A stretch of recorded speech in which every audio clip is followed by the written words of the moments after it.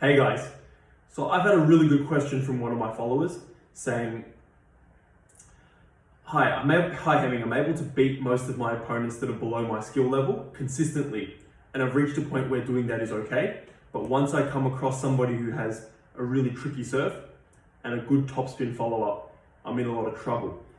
How can I fix this problem? Specifically, returning side spin is my issue, and it's what kills me in the match. So firstly, I'm going to say that those things for any player, a good serve and a good follow-up with topspin is really, at most levels is really important to have. It's a real weapon that just automatically makes you a pretty dangerous player.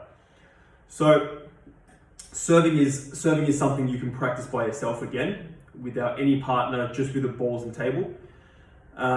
It's something it's the only shot in the whole game that's fully in your control. So with that, you can watch YouTube, see how different serves are done, try many serves yourselves. In practice, just try to get as much spin as you can, and eventually through practice, you should be able to develop serves that you feel comfortable with. You'll be able to learn what's good, what specific actions are good for consistency on the serve, for getting spin, for making it a reliable serve. So it's up to you to actually go and do the work, put in the hours, learn from mistakes, successes, and that's how good serves are built. In terms of playing against these sort of players, to finish off, okay, having a good serve is not just the most important thing. Having a good follow-up after that with a topspin or with the next ball is arguably just as important or more important. So playing against these sort of players that can do that well, it's always going to be hard if you're struggling with players that serve a lot of side spin and attack first really strongly. You actually need to practice against those players more often.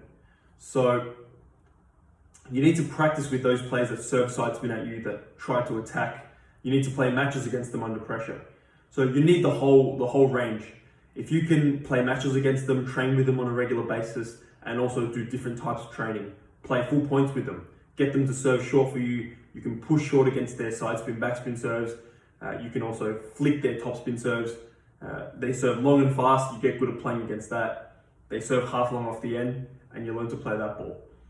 So you need to be able to do all them very good. And also when they serve to different positions in the table.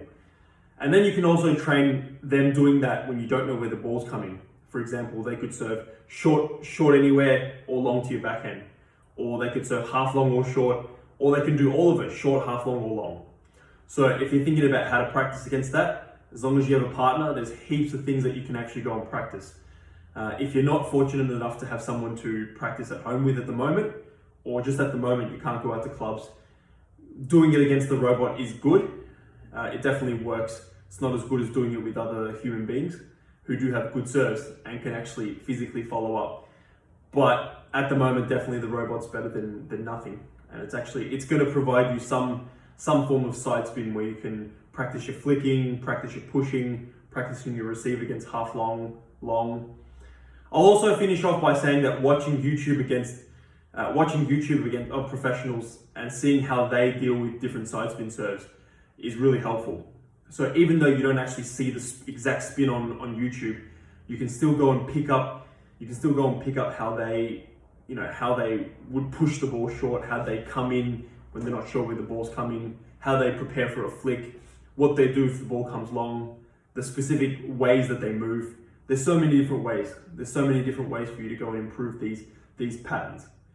So at the end of the day, to summarize it, it is normal if you feel like people with good serves and a good follow-up are really tricky and hard to play against. But at the same time, you want to be that kind of player yourself, develop good serves and a good follow, and you also want to learn to play against them by playing.